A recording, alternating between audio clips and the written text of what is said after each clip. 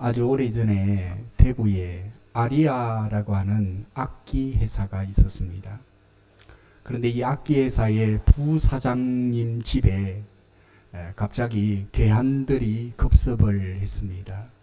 5명의 괴한들이 들어와 가지고 가족들을 인질로 잡았습니다.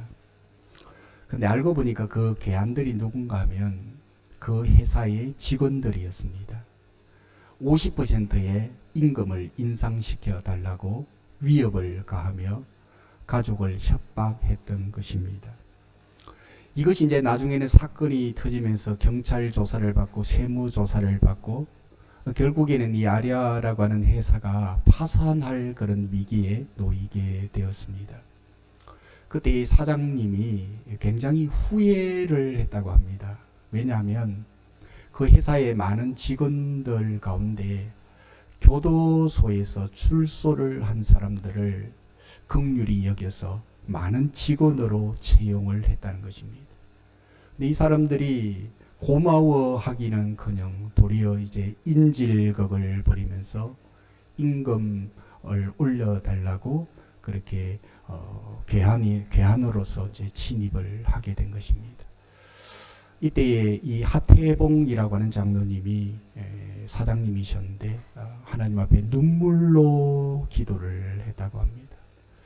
잘하려고 했는데 회사가 도리어 더 큰 어려움에 처하게 된 것입니다. 하나님 앞에 간절하게 기도하는데 답이 보이지 않았어. 뭐 지금 자기 회사 직원들이 괴한이 되어가지고 가족을 위협하지요. 경찰 조사 받지요. 세무 조사 받지요. 이제 파산의 위기에 놓이게 되었습니다. 뭐 직원들은 50% 임금을 올려달라고 하고 회사가 그만한 형편은 되지 않고 어려움에 처했습니다. 하나님 앞에 기도하는 것 외에는 다른 방법이 없었습니다.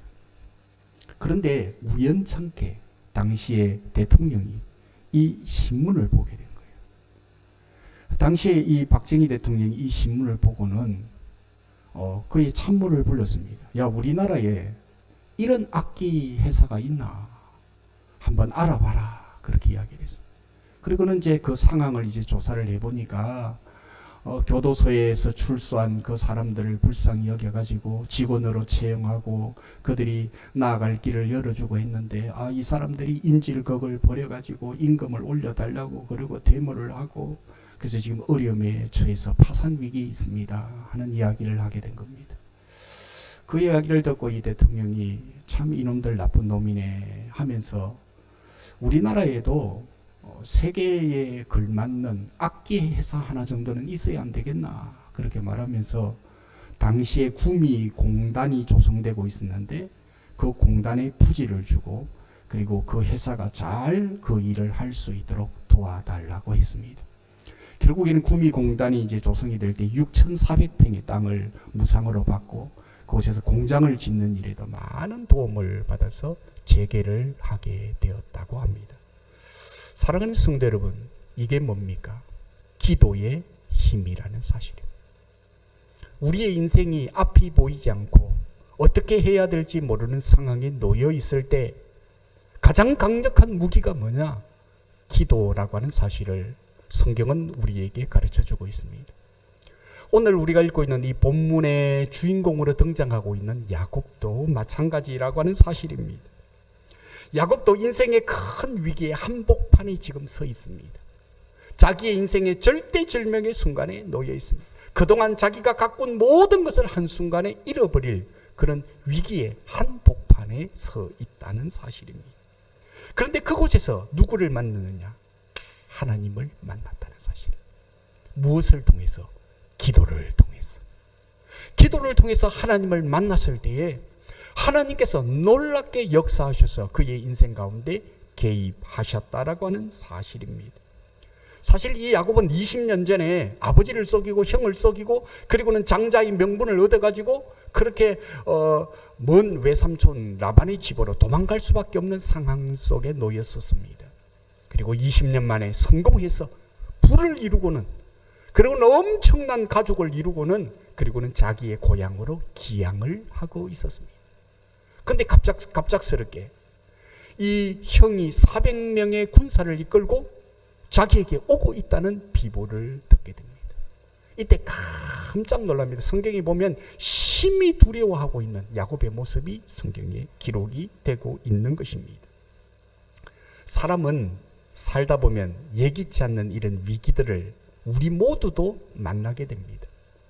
이런 어려움들이 야곱에게만 있는 것이 아니라 우리가 살아가는 인생에도 이런 어려움들이 예기치 않게 찾아옵니다. 그런데 그 위기를 대처하는 사람들을 보면 대략적으로 3가지 유형이 있다고 합니다. 하나의 유형은 포기형입니다. 아이고 이제 끝났네. 그리고는 포기하는 것입니다. 두 번째 유형은 순응형이 있다고 합니다. 야, 이게 내 운명이야. 이거 어쩔 수 없어. 내 힘으로 뭐 어떻게 알겠어. 그러면서 순응한다는 거예요. 그런데 3번째 유형이 있다는 것입니다. 그 3번째 유형은 정복형이라는 사실입니다. 하늘이 무너져도 솟아날 뭐가 있다? 구멍이 있다. 하늘이 무너지는데 솟아날 구멍이 어디에 있겠어요? 하늘이 무너지는데요. 그런데도 가능성이 1%도 없는데도 그 솟아날 구멍이 있다. 이렇게 생각하고 그 위기를 돌파해 가는 사람이라는 사실입니다. 야곱이 바로 그런 사람이었다는 사실입니다. 그런데 그 정복을 해 나가는 그 모습이 어떤 모습이냐? 바로 기도로 정복을 해 가고 있다는 것입니다. 인생의 절대절명의 그 위기 속에서 그는 포기하지 않았습니다. 이걸 운명이다 이렇게 생각하지도 않았습니다. 그런 기도로 그것을 돌파해 가고 있는 믿음의 사람 야곱을 우리는 성경에서 보게 되는 것입니다. 존 밀턴이라고 하는 사람이 62세 때에 신라권이라고 하는 유명한 명작을 썼습니다. 그런데 이 존 밀턴이 52세에 눈을 실명하게 됩니다. 그리고는 억울하게 모함을 받아가지고 감옥 안에 들어가요. 그리고 그 기간 동안에 사랑하는 아내를 잃습니다. 영겁 후 그의 인생에 큰 파도가 밀려오게 되었습니다. 하지만 그 고난의 연속 속에서 그는 하나님을 만났고 하나님을 만났을 때 소망을 가지고 신라권이라고 하는 저 낙원, 천국을 소망하죠. 그 낙원을 소망하는 책을 쓰게 된 것입니다. 그는 이렇게 말했습니다. 이 세상에서 정말 비참한 일은 앞을 보지 못하는 것이 아니다. 이 세상에서 가장 비참한 것은 걸림돌에 넘어져서 그냥 주저앉아 있는 것이다 라고 말을 했습니다. 그의 인생의 영겁 후의 인생의 위기가 찾아왔지만은 그는 그 인생의 위기 가운데서 기도로 믿음으로 인생을 정복해 나가는 사람이 되었다는 것이죠. 그래서 수많은 사람들에게 그의 책은 감명을 주었고 도전을 주었다는 것입니다. 사랑하는 성도 여러분, 우리들도 인생을 살아가면서 크고 작은 인생의 파도와 문제 속에 여러분이 만났을 때에 믿음으로 그것을 극복해 나가는 강인한 극복형의 신앙인이 되어야 한다는 것입니다. 주저앉아 있지 말고 안 된다 하지 말고 소망이 없다라고 말하지 말고 이게 내 운명이지 라고 자포자기하지 말고 인생의 파도가 밀려오거든 그 파도를 타는 그리스도인이 되어야 한다는 것입니다. 요즘 젊은이들 가운데 파도 타기를 즐기는 젊은이들이 많습니다. 생명을 걸고 도전을 하는 것이죠. 우리들도 믿음의 도전이 필요하다는 것입니다. 주저앉아 있지 말고 낭망하지 말고 오늘도 일어나 빛을 발하면서 기도의 불을 밝히면서 내 안에 꺼져가는 그 기도의 심지에 다시금 불을 밝히면서 믿음으로 도약해 나가는 우리 하반기에 우리 교회 안의 사역, 여러분의 가정의 모든 사역, 여러분의 인생의 사역들이 되기를 주님의 이름으로 축복합니다. 오늘 본문을 통해서 우리는 2가지의 주제를 한번 생각해 보았으면 좋겠습니다. 첫 번째로는 야곱은 그 인생의 위기를 기도로 정복해 가고 극복했는데 그는 어떻게 기도했느냐 하는 것입니다. 첫 번째로 그의 기도를 유심히 살펴보면 약속을 붙들고 기도했다는 사실입니다. 약속을 붙들고 기도했다는 것은 말씀에 근거해서 하나님의 말씀을 근거로 해서 기도했다는 것입니다. 그러니까 그 기도의 중심이 내가 아니고 하나님의 말씀이었다라고 하는 사실입니다. 오늘날 많은 사람들이 기도하면서 나 중심적으로 기도할 때가 많습니다. 내 문제 속에 깊이 파묻혀서 그 문제만을 갖고 끙끙거리면서 기도할 때가 많이 있습니다. 하지만 믿음의 사람들은 그 문제의 위기 속에서 하나님이 주시는 그 약속의 말씀을 붙들고 믿음으로 기도하는 사람이라는 사실입니다. 우리가 읽지 않았지만 그 위쪽에 보면 9절부터 12절까지 야곱의 기도가 나옵니다. 그 야곱의 기도 부분 가운데 특별히 9절 말씀에 보면 또 이르되 내 조부 아브라함의 하나님 내 아버지 이삭의 하나님 여호와여 주께서 전에 내게 명하시기를 내 고향 내 족속에게로 돌아가라 내가 내게 은혜를 베풀리라 하셨나이다 라고 하면서 지금 기도하고 있다는 사실입니다. 20년이 지났을 때 하나님께서 그에게 찾아오셔서 야곱아 내가 이제 내 고향 내 족속에게로 돌아가라 내가 너에게 은혜를 베풀리라. 이 하나님의 말씀을 붙들고 지금 고향으로 내려오고 있다는 것입니다. 그런데 하나님 고향에 도착도 하기 전에 지금 내가 죽을 위기 속에 있습니다. 내가 하나님의 약속의 말씀을 붙들고 내가 순종하며 나오고 있는데 하나님 지금 어려운 위기 앞에 있습니다라고 그런 말씀을 붙들고 기도하고 있는 것입니다. 사랑하는 성도 여러분, 우리들도 기도할 때에 하나님의 말씀을 다 붙들고 기도해야 돼요. 하나님의 말씀이 내 기도의 주축돌이 되어야 합니다. 중심이 되어야 합니다. 그래야 흔들리지 않는 기도의 사람이 되는 것입니다. 그냥 감정 따라 기도하지 말고 그냥 내 생각을 쫓아 기도하지 말고 하나님이 주시는 말씀을 붙들고 그 말씀이 내게 이루어지게 하여 주옵소서. 이 문제를 통하여서 합력의 선을 이루시는 하나님의 놀라운 구원의 역사가 나타나게 하여 주시옵소서. 이 믿음의 기도가 능력의 기도요, 그것이 바로 야곱의 기도였다는 사실입니다.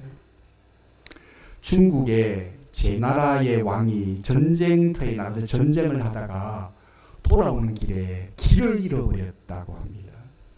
그러니까 막 길을 잃어버리니까 오도 못하고 가도 못하고 어떻게 해야 될지 모르는 상황 속에 놓였을 때에 경륜이 많은 신하가 조언을 하기를 왕이여 늙은 말을 앞세워서 따라가십시오. 이 늙은 말은 오랫동안 몇 번의 전투를 하다 보니까 몸으로 체득해서 아는 거예요. 어디가 자기의 나라 군인지를 아는 거예요.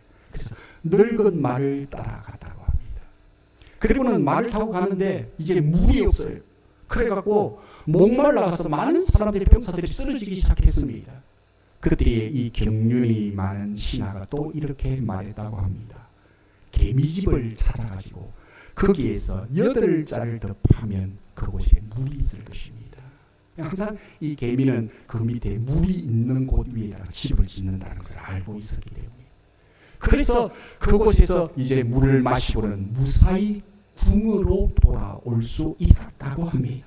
사랑하는 성도 여러분, 경륜이 있는 신하의 말 한마디를 들어도 길을 찾고 물을 찾는데 만왕의 왕이신 이 우주 만물을 창조하신 하나님의 말씀을 붙들고 살아간다면 반드시 그곳에서 길을 찾고 그곳에서 문을 여시는 하나님을 만날 줄로 믿고 이번 하반기에 여러분이 이제 시작되는 우리 12월 달까지 믿음으로 달려갈 때 기도의 줄을 붙들고 영적인 신앙을 도전을 받아서 믿음으로 달려간다면 연말에는 풍성한 하나님의 은혜와 복을 우리 성도들이 경험할 줄로 믿고 야곱처럼 기도하는 저와 여러분이 되기를 주의 이름으로 축복합니다.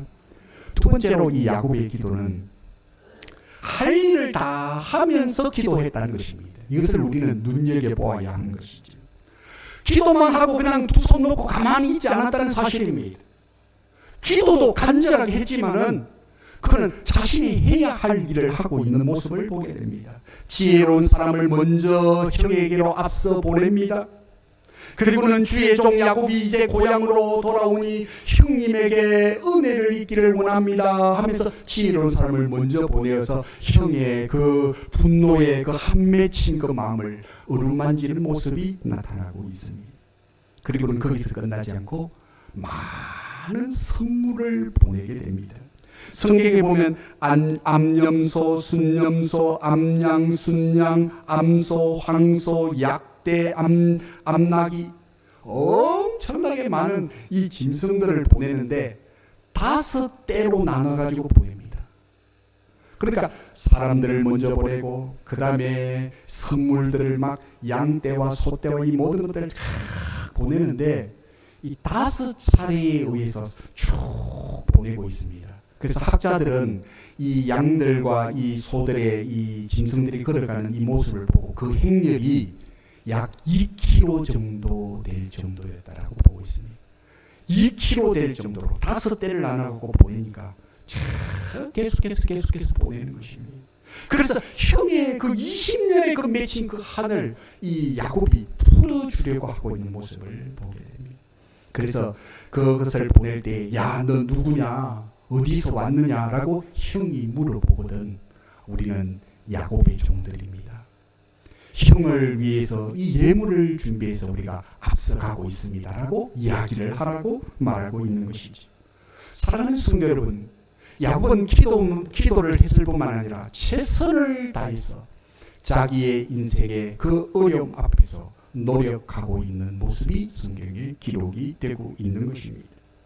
성경에 보면 이스라엘 백성들이 광야길을 걸어가다가 아말렉과 전투를 하게 되죠. 우리가 그 이야기를 너무나도 잘 알고 있습니다. 아말렉과 전쟁이 일어났을 때 모세는 산 꼭대기에 올라가서 그 장면을 바라보고 손을 들고 기도하는데, 기도의 손이 올라가니까 전쟁에서 이스라엘이 이기고, 기도의 손이 내려오니까 아말렉이 이기는 이 진기한 장면을 바라보고 아론과 훌이 기도의 손을 딱 붙들고 같이 합심해서 기도했지 않습니까? 우리는 그 성경을 바라보면서 기도의 힘이, 기도의 능력이 얼마나 큰가라고 하는 사실을 우리는 성경을 통하여 깨닫게 되는 것입니다. 그러나 우리가 기억해야 할 것이 있습니다. 그것이 무엇인가 하면 모세의 기도만 보면 안 된다는 것입니다. 실제로 전쟁터에서 누가 싸우고 있습니까? 여호수아가 장군이 돼가지고 군대를 이끌고 같이 싸움을 하고 있는 것입니다. 기도만 한 것이 아니라 그들은 최선을 다해서 전쟁에 임하고 있었다라고 하는 사실을 우리는 간과해서는 안 되는 것입니다. 우리가 해야 할 일들을 하며 기도해야 하는 것입니다.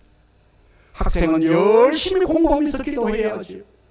직장인들은 열심히 직장 생활하면서 기도해야 하는 것입니다. 사업을 하는 사람은 기도하면서 그 사업을 경영해 가야 합니다. 가정의 주부들은 기도하면서 가정을 세워가야 하는 것입니다. 이것이 하나님의 뜻이요. 이것을 통해서 하나님께서는 그 기도에 응답하고 계시는 모습이 성경에 기록되고 있는 것입니다. 한번 따라하겠습니다. 기도하더라도 할 일은 하자. 할 일은 해야 하는 것입니다. 이것이 야곱이 가진 기도의 특징이었습니다. 세 번째 야곱의 기도는 간절하게 끈질기게 기도했다라고 하는 사실을 성경이 기록했습니다. 야곱의 기도가 어떻다고요? 간절하게 끈질기게 기도했다는 것입니다. 오늘 우리가 읽고 있는 24절과 26절 말씀에 보면 야곱은 주님을 붙들고 주의 사자를 붙들고 놓지를 않는 것입니다. 밤이 새도록 씨름을 하는데 그 손을 놓지를 않는 것입니다. 여러분들 씨름이 얼마나 에너지를 쓰는 것인 줄 압니까? 천하장사들도요, 씨름판에 올라가면 땀이 막 그냥 비 오듯이 줄줄줄줄줄 흐르는 모습을 보지 않습니까? 젖먹던 힘까지 다 써서 씨름을 하는 것입니다. 그런데 이 야곱이 밤이 새도록 그렇게 씨름을 했다라고 말하고 있습니다. 이 말은 무엇인가 하면 결사항전으로 기도했다는 것입니다. 죽으면 죽으리라. 여기서 한 발짝 뒤로 물러나면 죽음이다. 벼랑 끝이다라고 하는 생각을 가지고 그런 간절하게 기도했다는 것입니다. 이렇게 씨름을 하다가 오늘 본문에 보니까 어떻게 모습이나 주의 사자가 하다가 안 되니까 이 야곱의 이 허벅지에 관절을 탁 칩니다. 여러분들 허벅지에 있는 이 관절이 큰 뼈입니다. 우리 어르신들이 길을 가다가 잘못 이제 겨울이 돼서 넘어지시면 주로 이제 그쪽이 아프면 그냥 들어 누워 계셔야 돼요. 움직일 수가 없어요.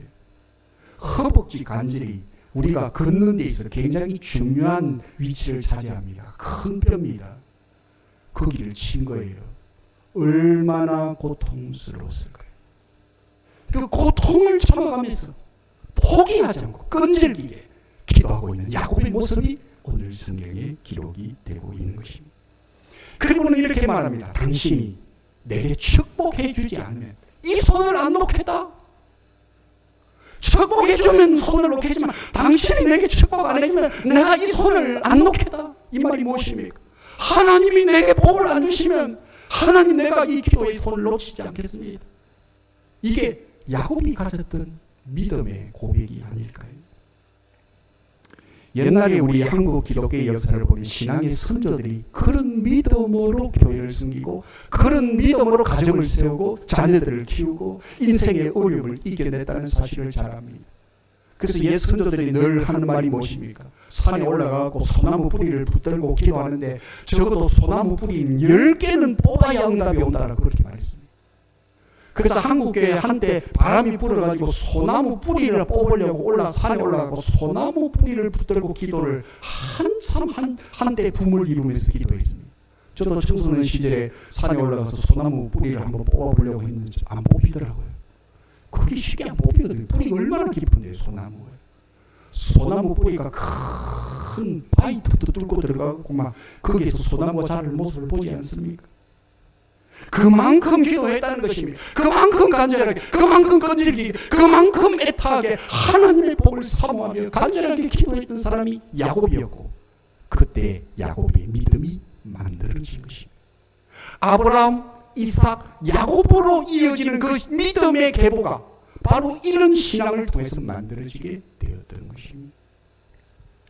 옛날에 우리 여러분이 기억나시는지 모르겠는데 이제 초등학교 때 가면 이제 운동회를 하지 않습니까? 운동회를 하면 운동 경기를 다 마치고 제일 마지막에 했던 게 보면 주로 하이라이트로 했던 것이 박 터트리기입니다. 박 터트리기. 천군, 백군으로 나눠져 가지고 파란 띠 띠고 흰 띠 띠고 이래 가지고 막 박을 터트리려고 그래 갖고는 모래 주머니 갖고 얼마나 막 위로 막 던졌습니까? 기억나시죠? 추억이 아마 다 있을 것입니다. 그런데 그 박이 모래 주머니 한 방 맞아갖고 터뜨리는 적은 거의 없습니다. 아무리 던지고 막 모래 주머니 갖고 때리는데도 불구하고 박이 안 터져요. 그런데 박이 안 터진다고 포기하는 사람은 아무도 없습니다. 모든 사람들이 천군 백군 나눠져갖고 막 자기의 박을 터뜨리는 겁니다. 그러다가 어느 날 팡 하고 터뜨리면서 박 안에 있는 어떤 글들이 쫙 내려오지 않습니까? 사랑하는 성도 여러분, 계속해서 던지다 보면 박은 터지게 되어져 있는 것입니다.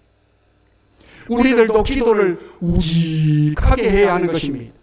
한 번쯤은 기도해보고는 아이고 응답도 없네. 하나님 살아계시는데 하나님 내 사랑하지 않는 것. 이렇게 기도를 포기하면 안 된다는 것입니다. 이것은 야곱의 기도가 아닌 것입니다. 야곱의 기도는 끈질기게 우직하게 기도했던 것입니다.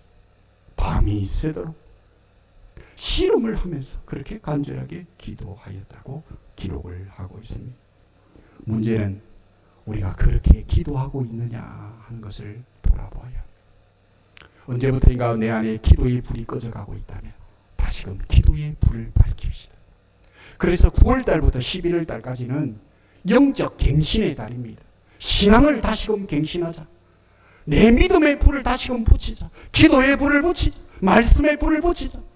내 안에 이 영성의 불이 붙으면 가정의 불이 붙게 되고 여러분의 직장과 여러분의 사업의 현장과 교회에 하나님께서 다시금 성령의 불을 붙여주실 줄 믿고 진짜 중요한 것이 바로 내 안에 이 기도의 불을 다시금 살리는 것임을 우리가 잊지 않았으면 좋겠습니다. 우리가 이번 주부터 우리 장로님도 기도를 하셨지만 우리 수요일 날 우리 특별 중보 기도회로 같이 모입니다. 평소 때 오셨든 안 오셨든 그 관계없이 이번에 내가 영적 갱신을 위해서 내가 기도하러 나오겠다. 이 신앙관을 가지고 좀 우리 성도들이 기도하는데 힘을 모으고 마음을 모았으면 좋겠습니다. 이렇게 기도했더니 야곱의 삶의 현장에 어떤 일들이 일어났습니까? 야곱의 기도의 결과입니다. 첫 번째로 기도자가 변했다라고 말하고 있습니다. 누가 변했다고요? 기도자가 변했습니다. 기도하는 야곱이 변했다는 것입니다. 28절 말씀에 보면 야곱의 이름을 이스라엘이라 하리라라고 하면서 이름을 바꾸어 주십니다. 원래 이 이름이 야곱이었습니다. 야곱이라고 하는 뜻이 뭔가 하면 뒷발꿈치를 잡았다 하는 뜻입니다. 태어날 때부터 형의 발꿈치를 잡았습니다. 왜냐? 자기가 먼저 태어나려고. 욕심장이었습니다. 지는 거 싫어했습니다. 경쟁을 하면서 뭔가를 성취하려고 했던 사람이 바로 야곱입니다. 그래서 야곱이 어떻게 합니까? 형을 속이고 아버지를 속이면서까지 내가 경쟁에서 이겨야 되겠다라고 하는 그런 개인주의, 이기주의의 마음을 가졌던 사람이 야곱이지 않습니까? 그런데 기도를 통해서 하나님을 만나고 난 다음에 야곱아, 네가 20년 동안 형을 속이고 아버지를 속이고 난 다음에 형이 받았던 축복을 받고 난 다음에 네가 형이 너를 죽이려고 하자 20년 동안 저 외삼촌 라반의 집에서 그 청소년의 시절, 청년의 시절을 외로이 부모님을 따라서 너 홀로 살지 않았니? 이제는 네가 욕심장이 그런 이기주의, 어떤 개인주의의 사람이 아니라 기도를 하고 난 다음에 너의 이름을 바꾸주시면서 이스라엘이라 하라고 주님이 말씀하고 계십니다. 이스라엘의 뜻은 하나님과 겨루어 이겼다는 말입니다. 하나님과 겨루어 이겼다는 것입니다. 이 말이 무엇입니까? 이제는 야곱은 더 이상 사람과 경쟁을 하는 사람이 아닙니다. 이제는 하나님과 경쟁을 하고 하나님께 엎드리고 하나님께 몸부림치고 하나님과 씨름하는 사람으로 그의 이름이 바뀌어지고 있는 것입니다. 하나님께 매달립니다. 하나님의 뜻대로 살기를 소망합니다. 이제는 하나님이 주시는 축복을 기대하면서 하나님 안에 살기를 원했던 사람이 바로 야곱이었습니다. 이런 기도를 통해서 그의 이름이 바뀔 정도로 큰 변화가 일어났을 때 하나님은 그를 믿음의 조상으로 세워주시고 그의 후손을 통해서 메시아 구원자가 나오는 놀라운 축복의 가문이 되게 하여 주셨던 것입니다. 창세기 32장에 보면 야곱은 형 에서가 무서웠습니다. 자기를 죽이려고 400명의 군대를 이끌고 왔기 때문에. 그래서 어떻게 합니까? 앞서서 가족들을 다 보냅니다. 종들도 다 보내요.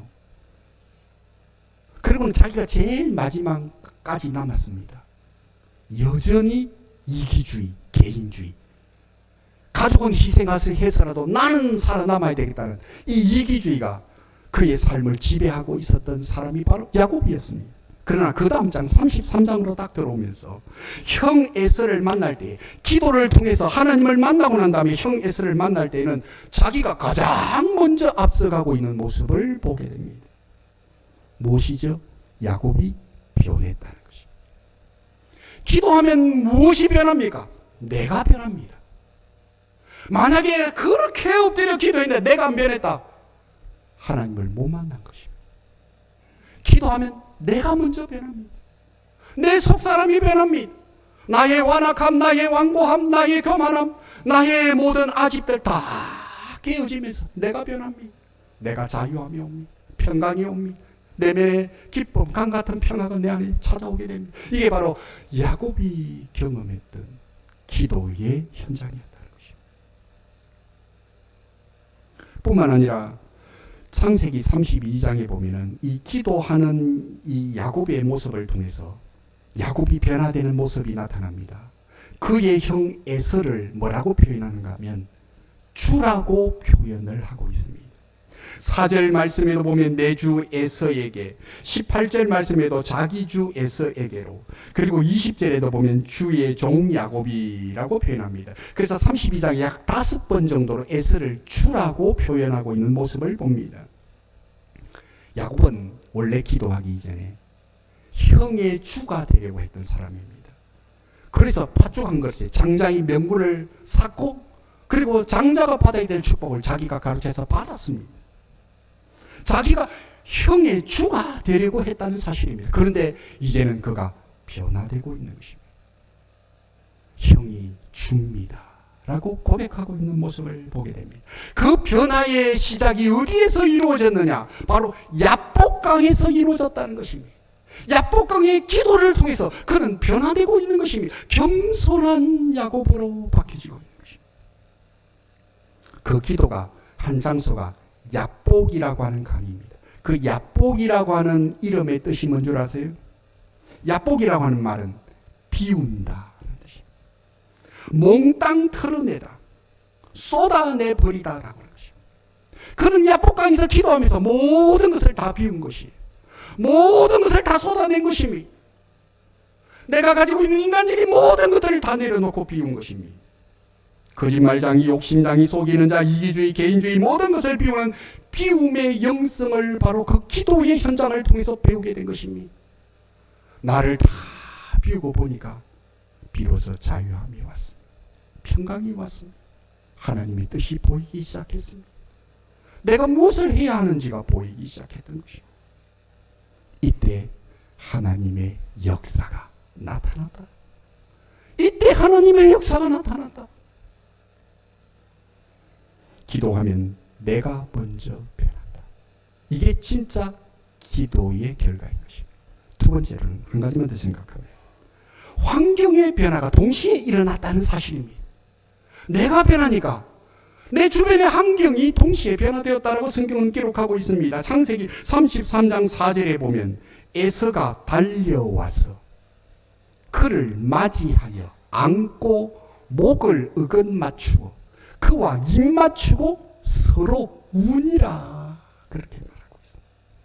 여러분들 이 4절이 굉장히 중요한 장입니다. 지금 형 에서가 400명의 군대를 이끌고 한이 맺혀가지고 지금 막 20년의 한이요. 묵은 된장도 아니고요. 얼마나 이 한이 깊이 맺혔겠습니까? 죽이려고 다가왔습니다. 야곱이 두려워 떨 정도였습니다. 그런데 정작 만나니까 어떤 일이 일어납니까?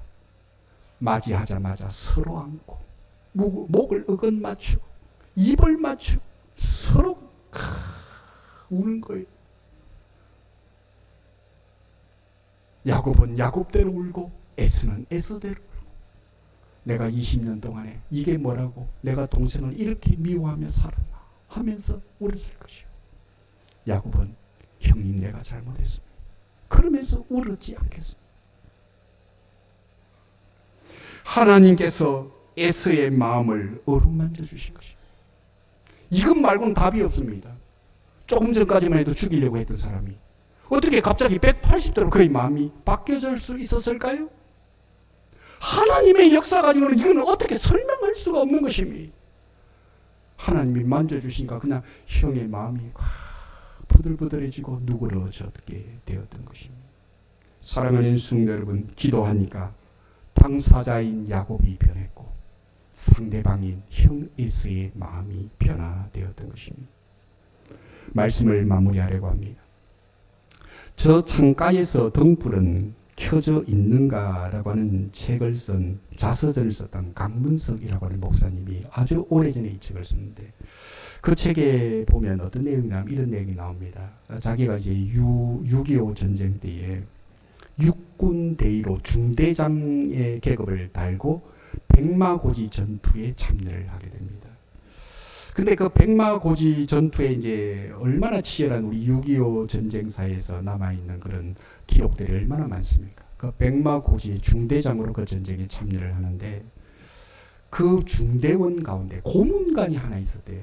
고문관이라고 하는 말은 이제 병사들 가운데 좀 약간 모자라는 이런 형태를 가지고 있는 그런 그 사병을 말하고 있습니다.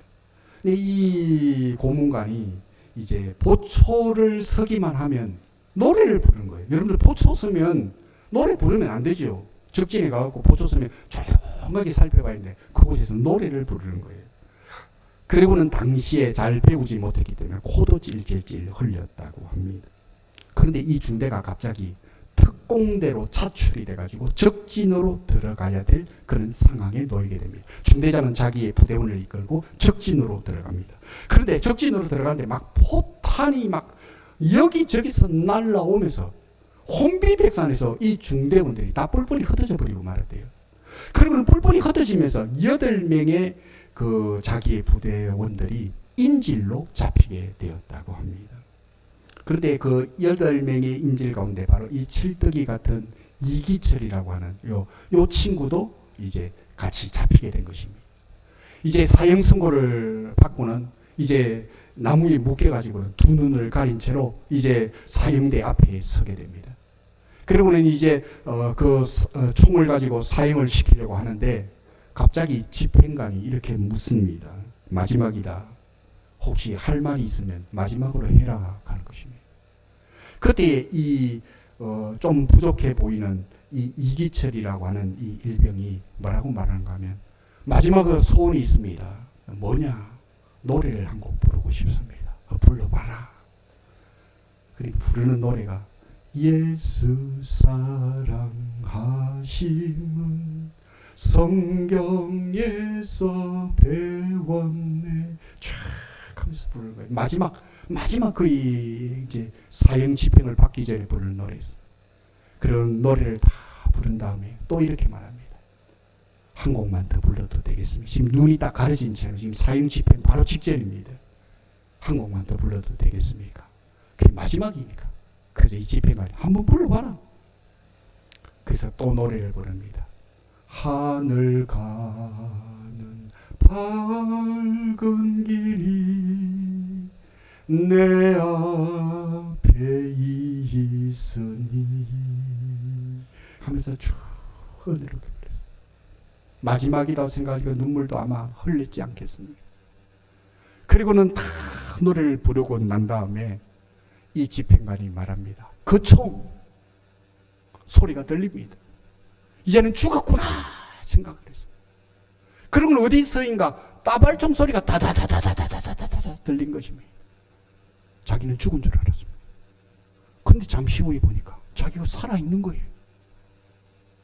그리고는 누군가가 급하게 자기에게 찾아오더지만 가린 눈을 이렇게 벗겨주는 것입니다. 그리고는 속히 빨리 옆에 있는 동료들하고 도망가라 그런 것입니다. 그래서 막 정신없이 혼비백산하면서 옆에 있는 동료들 다 풀어주고는 막 아군이 있는 진영으로 도망을 왔다고 합니다. 그리고 난 다음에 가만히 생각해 보니까 그 사람이 바로 사형을 집행하는 집행관이었다는 사실입니다. 그 집행관이 자기 부하 한 사람을 저 멀리 보내고는 따발총을 막 쏘게 했던 것입니다. 그리고 실제로 죽인 것처럼 하고는 이 사람을 풀어준 거예요. 나중에 알고 보니까 이 인민군 이 집행관이 누군가 하면은 바로 인민군 소위였는데 자기 아버지가 장로님이었어요. 어릴 적부터 이 친구도 북한에서 교회를 다닌 친구였어요. 어릴 적에 주일학교에서 제일 사랑하고 많이 불렀던 노래가 예수 사랑하심을이라고 하는 노래였어요. 그런데 이 이기철 이가 좀 부족해 보이는 이 친구가 그 찬송을 부르는 거예요. 감동을 받았어요. 또 한 곡 더 부르면 되겠습니까 하고 부르는데 하늘 가는 밝은 길이 그 찬송은 자기 아버지 장로님이 북한에 있을 때 그렇게 즐겨 불렀던 노래였다고 합니다. 그 찬송을 딱 듣는 순간에 마음이 어떤 마음에 성령님이 감동을 주시는가 하면 이 친구들을 죽이면 내가 하나님께 천벌을 받겠다 이런 생각이 딱 들었다고 합니다. 그리고는 순간적으로 지략을 사용해가지고 그들을 풀어주었다고 합니다. 전장에서 마지막 사형을 당하는 자리에서도 찬송을 했을 때 놀라운 일들이 일어났다는 사실입니다. 사랑하는 성도 여러분, 찬송은 곡조가 있는 우리의 기도인 것입니다. 우리들도 기도하면 하나님께서 역사하십니다. 우리가 알지 못하는 방법을 통해서 형의 마음을 어루만져 주시고 상처들을 만져주십니다. 우리 자신들을 변화시켜 주십니다. 우리의 가정과 우리의 삶의 환경을 변화시켜 주십니다. 새로운 길을 여시는 하나님을 그곳에서 만날 줄로 믿고 우리 하반기부터 시작되는 우리의 이 사역 가운데 무엇보다도 나의 신앙을 갱신하자, 믿음을 회복하자, 기도의 불을 다시금 내 안에 불을 붙여서 나를 통해서 여러분이 만나는 많은 사람들에게 예수님의 향기를 전파하는 믿음의 성도들이 다 되시기를 주님의 이름으로 축복합니다. 찬송가